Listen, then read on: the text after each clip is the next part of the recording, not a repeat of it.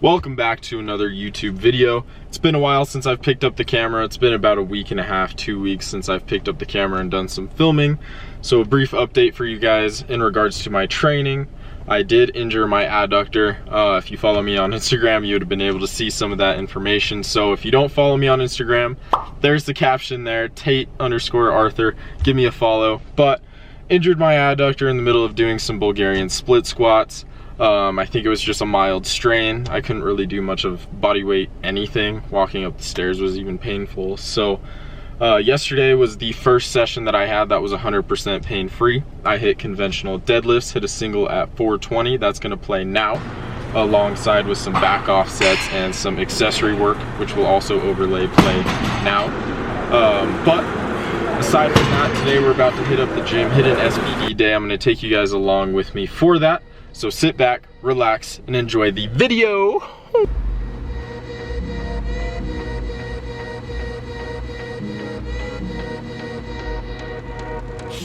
Freedom, I never had the chance to run. Leave behind the said and done. Figure out what's to come. Reasons, all the bigger things I can't ignore. I'm not getting what I came here for. Gotta get ahead of something more. So I think I found a new way out, way beyond a shadow of doubt. 'Cause I can't breathe, and I guess I could be stronger now and leave it up to fate somehow. But I'm doing this for me.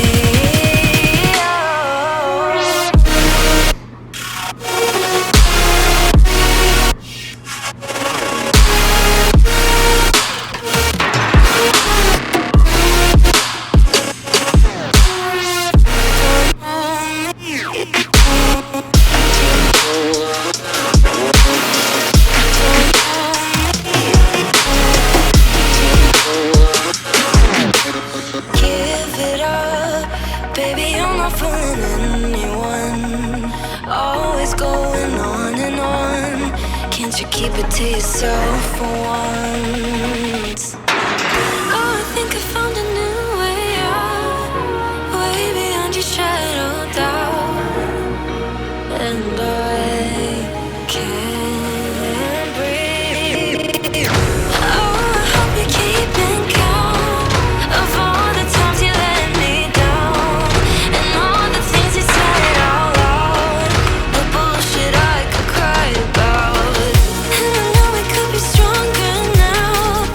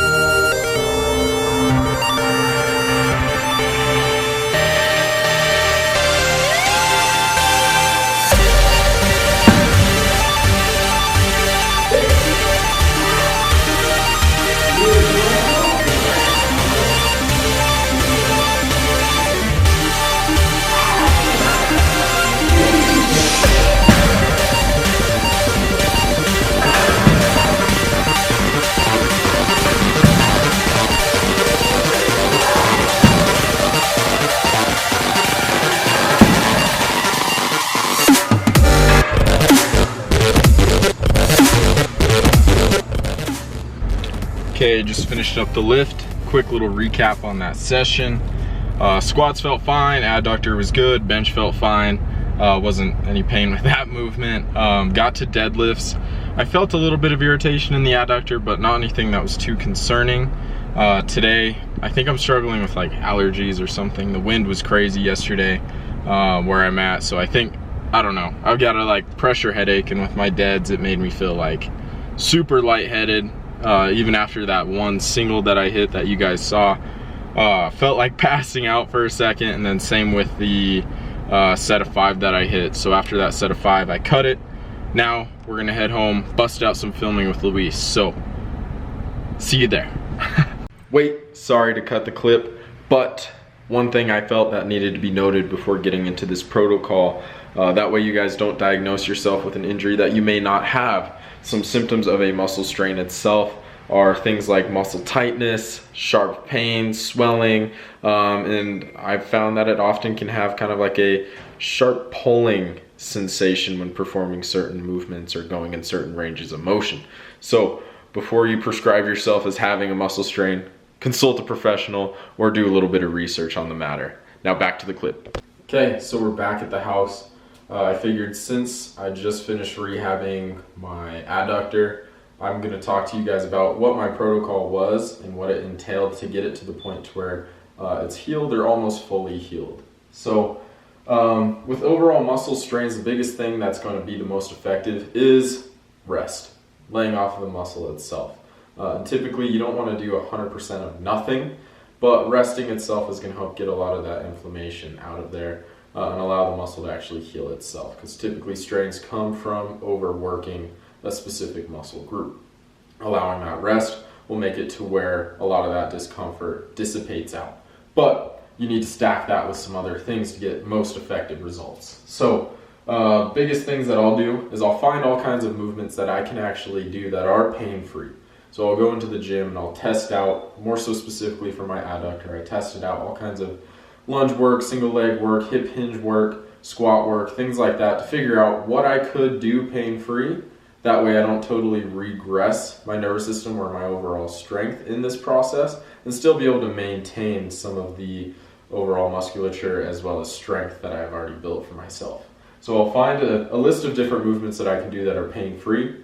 At the same time of doing this, as some of that pain resides out with time, typically it took within 3-4 days, most of that pain was out of that adductor anyway. So I was able to stress and test sort of the range of motion of that adductor itself.